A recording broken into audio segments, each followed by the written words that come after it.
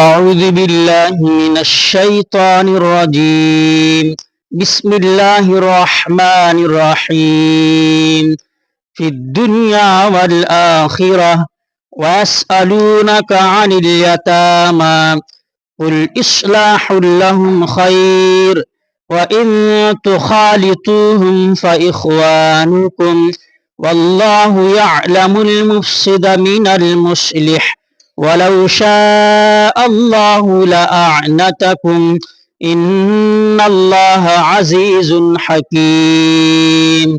ولا تنكحوا المشركات حتى يؤمن ولأمة مؤمنة خير من مشركة ولو أعجبتكم ولا تنكحوا المشركين حتى يؤمنوا ولعبد مؤمن خير من مشرك ولو أعجبكم أولئك يدعون إلى النار والله يدعو إلى الجنة والمغفرة بإذنه ويبين آياته للناس لعلهم يتذكرون.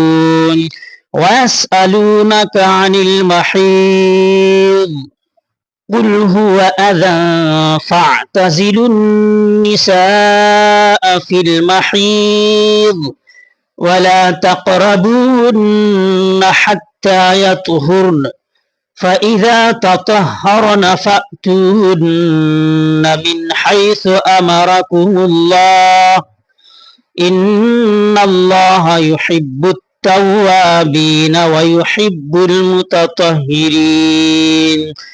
نساؤكم حرث لكم فأتوا حرثكم أنى شئتم وقدموا لأنفسكم واتقوا الله واعلموا أنكم ملاقوه وبشر المؤمنين.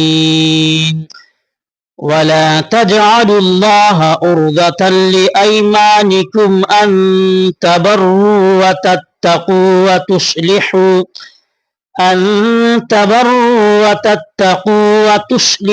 بين الناس والله سميع عليم. صدق الله العظيم.